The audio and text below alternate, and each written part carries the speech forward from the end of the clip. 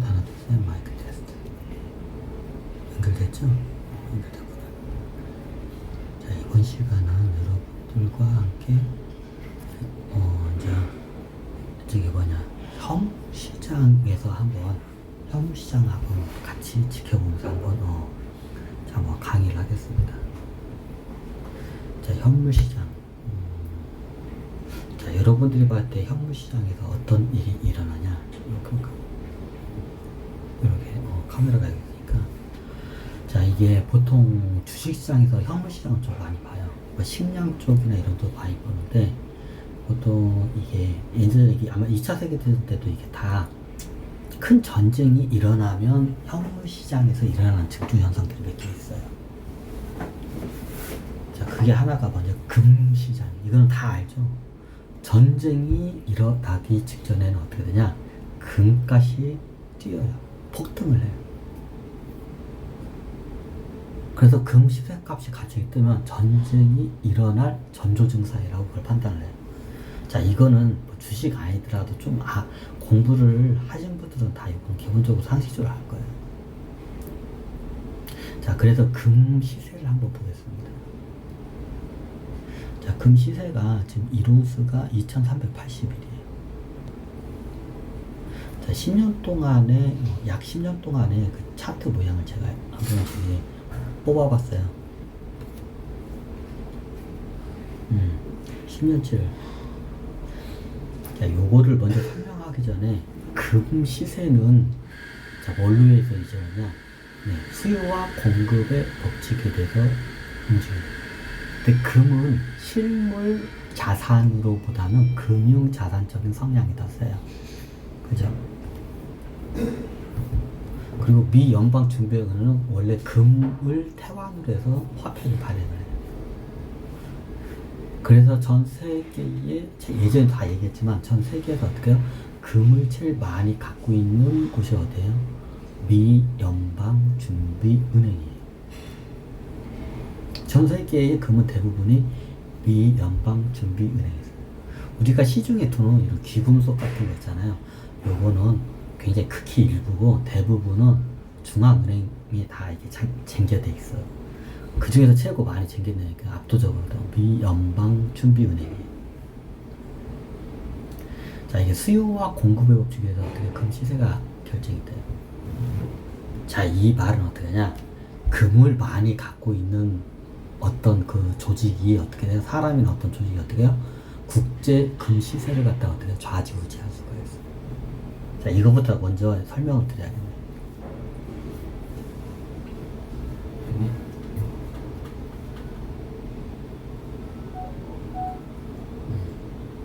자, 이거부터 먼저 여러분들한테 설명을 드려야 정확하게 이게 이해가 될 것 같아요.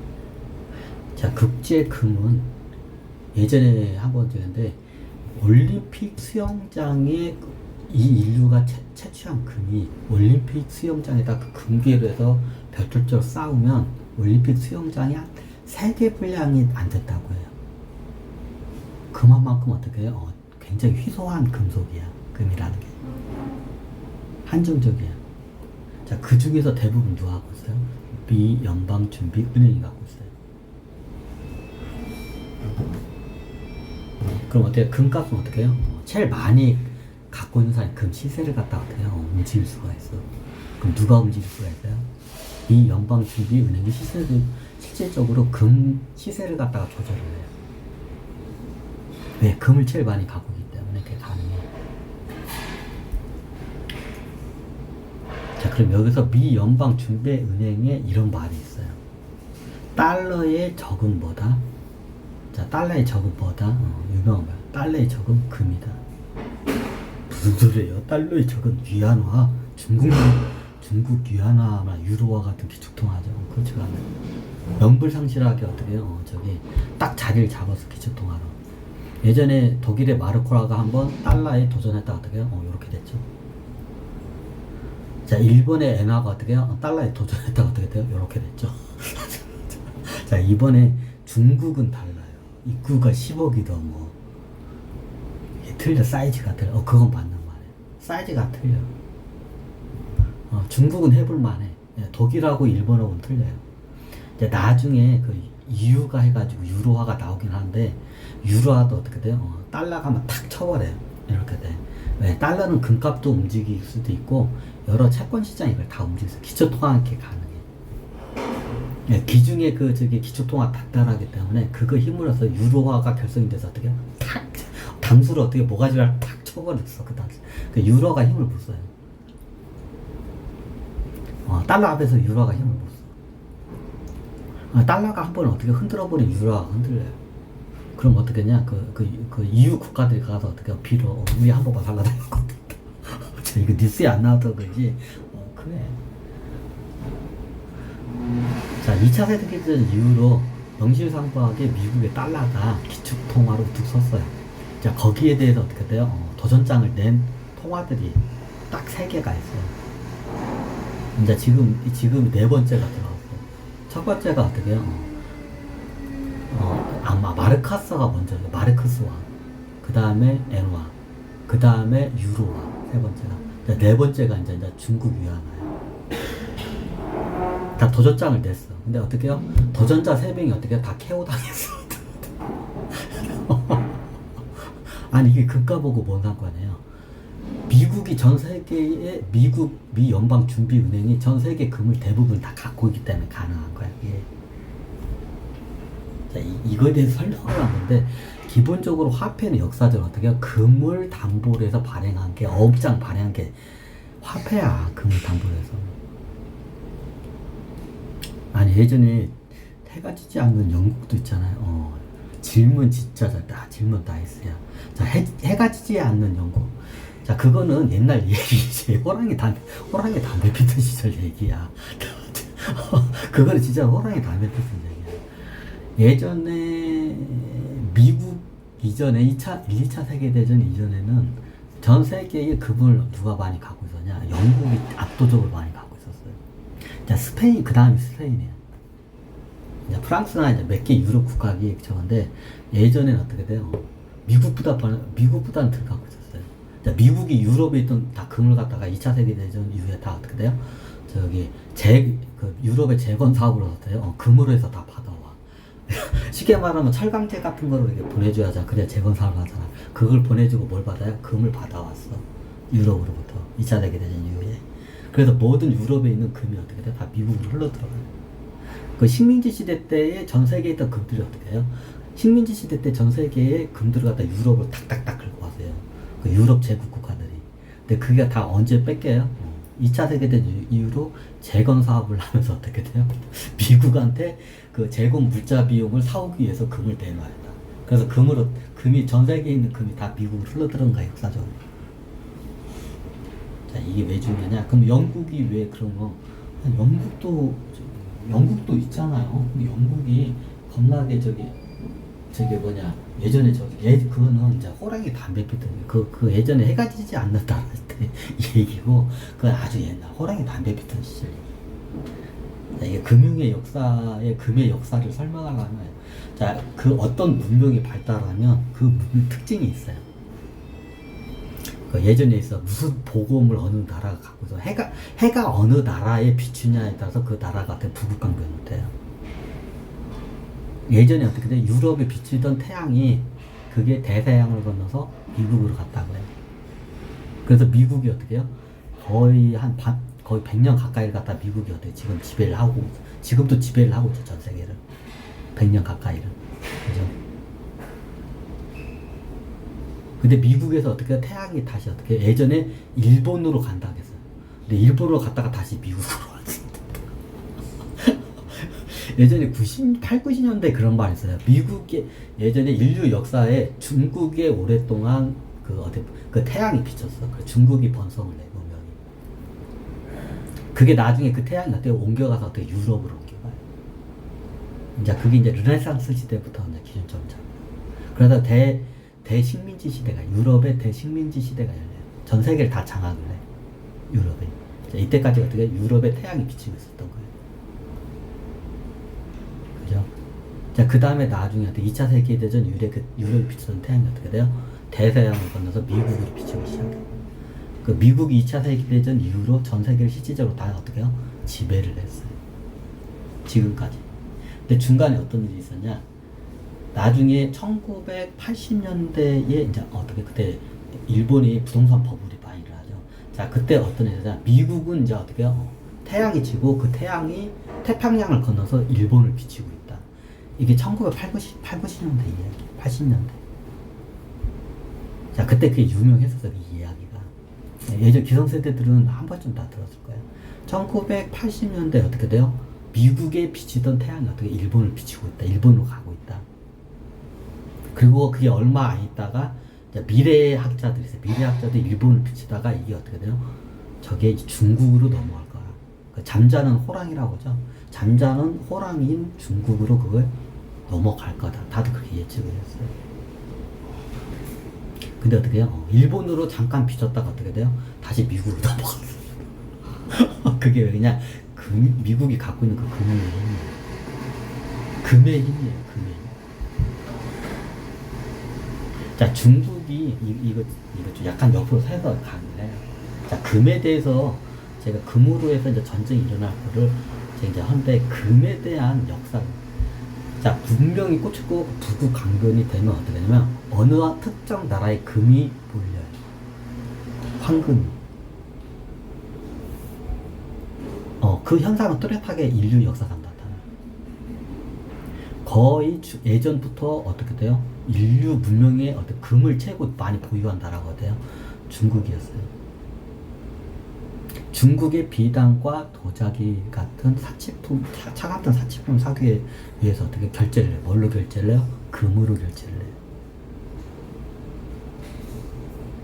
당연하죠. 그러니까 모든 금이 다 중국으로 몰려들었어요. 그럼 그 중국 돈이, 금이 어떻게 되나요? 중국 금이 청나라 말기가 됐을 때, 자, 유럽 강국들이 중국을 갖다 쪼개서 피자 쪼개듯이 먹죠. 그때 다 빼간 거예요. 다 그 강국들한테 다 빠져나간 거예요. 당시 금이. 일본한테도 가고 유럽 강국들한테 빠져나간 거예요. 대부분 그 당시. 그러면 중국에 있던 금이 대부분 어디 가요? 인도 쪽에 있는데 인도가 나중에 식민지가 되죠. 영국에. 그럼 어떻게 돼요? 영국 식민지로 어떻게 돼요? 금이 인도에 있던 금이. 중국 다음으로 예전에는 저기 압도적으로 금을 많이 갖고 있는 나라가 인도예요. 이 두 나라가 금을 많이 갖고 있어요. 근데 이게 어떻게 해요? 이제 유럽 식민지 시대가 되면서 어떻게 돼요? 중국에 있는 금이 유럽으로 다 옮겨요. 인도의 금은 다 영국으로 올려더라고요. 그러면서 어떻게 해요? 식민지 시대 동안 유럽이 전 세계를 갖다 지배를 해요. 금이 그쪽으로 다 옮겨가고. 금이 어디에 몰려 있냐에 따라서 어느 나라가 어떻게 흥하고 쇠할지를 볼 수가 있어요. 그래서 미국이 딴 것만 안 놓고 금만 딱 쥐고 있는 이유가 있어요. 미국이라는 나라가 어떻게 해요? 금은 절대로 안 나. 이걸 알기 때문에. 그래서 어떻게 미국 같은 경우에는 금이 중국으로 흘러가는 거를 극도로 어떻게 돼요? 이걸 갖다가 예민하게 받아요. 왜? 역사가 그렇기 때문에. 그걸 잘 알아, 미국이라는 나라. 그 미국에 있는 금이 어떻게 돼요? 중국의 싼 상품을 사면 어떻게 해요? 금으로 결제를 해야 돼. 그럼 어떻게 되나요? 중국으로 금이 물리겠죠. 그럼 어떻게 중국이 세계를 지배하게 돼. 부국 강변이 돼. 너무 당연하지. 이거를 알기 때문에 미국은 어떻게 돼요? 유럽이 실수한 거를 갖다가 어떻게 해요? 미국은 실수를 안 해요. 자, 유럽은 그때 어떻게 돼요? 2차 대전 재건이 하니까 죽게 생겼으니까 금을 다 내는 거야, 미국에다가. 그러니까 유럽이 어떻게 돼요? 다 망하기 시작해요. 왜? 금이 미국으로 흘러들어가게 돼요. 그 유럽 국가들이 다 그때 그 이후로 망해요. 영국도 실제로 망한 나라야. 지금 자존심 피우고 이렇게 했지. 예전에 그 해가 지지 않는 그 대영 제국이 조그만한 섬땡이 하나도 지금 어떻게 와일랜드 지금 독립안에 이지랄 하고 있어. 실제로 다 망한 나라예요, 영국이라는 나라. 그 대영 지국에 비유를 하면 망한 나라예요, 그 나라. 금에 대해서도 좀 설명을 드릴게요. 자, 오늘 금으로 해서 분석을 하니까 좀 옆으로 조금 빠질게요. 자, 금이라는 게 어떻게 돼요? 나중에 유럽 사람들이 어떻게 돼요? 실수를 했다는 걸 알아, 뒤늦게. 금을 갖다가 어떻게 재건하면서 미국에다 다 그걸 갖다 준 거야. 뺏긴 거야. 그래서 나중에 유럽 열강들이 어떻게 후회를 해. 하지만 이미 어떻게요? 이미 배 타고 금은 다 저쪽 대상 넘어서서 내가 미국으로 다 들어갔어. 중앙은행으로. 못 빼잡아. 그래서 그 뒤로 어떻게 미국이 전 세계의 경제를 갖다가 주물락주물락하고 기초통화로 주물락주물락한 거야. 이게 미국의 힘이에요. 금을 다 갖고 있기 때문에.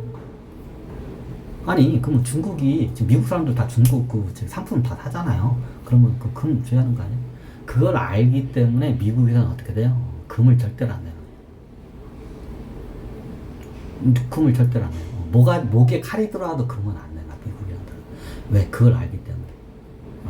그 유럽이 한 실수를 자기네는 안 하겠다. 그 목에 칼이 들어와도 어떻게 금을 안 내요. 미국이란 나라는 그래요. 그걸 안 내놓았기 때문에 지금까지 그 부와 권력을 유지를 하는 거예요. 이게 만약에 그 당시에 일본으로 넘어갔으면 어떡해? 일본이 지금과 같지는 않았을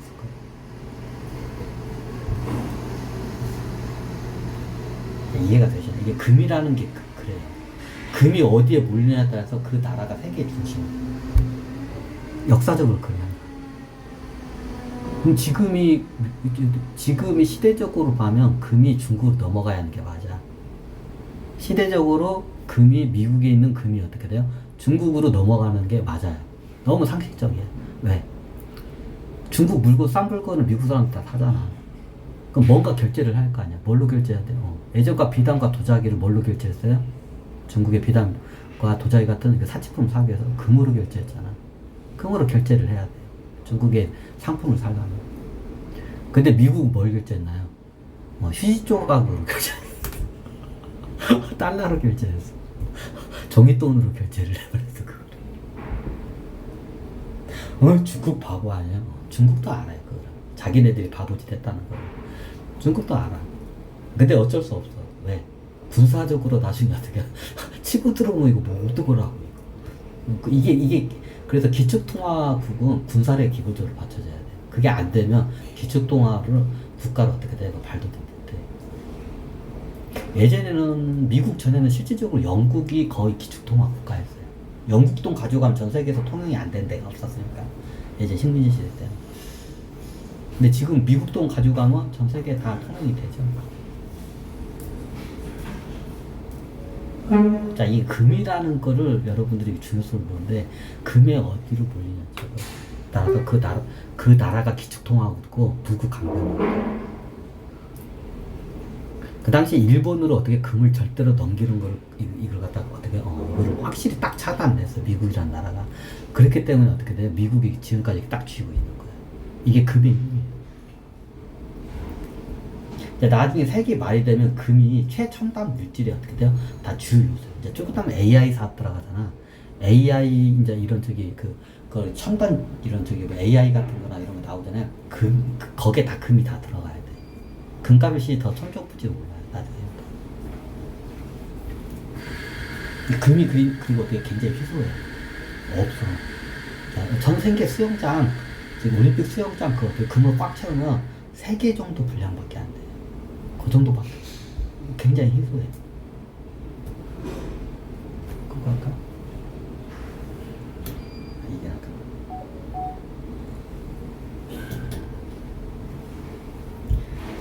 자, 여러분들이 금이라는 걸 갖다가 좀 알아야 돼. 이게. 자, 금 시세로 앞으로 세계 전쟁이 일어날 거를 그걸 학을 설명하기 전에 금에 대한 근본적인 것. 나중에 또 따로 한번 강의를 하겠지만, 그래. 이거 한번 볼까요?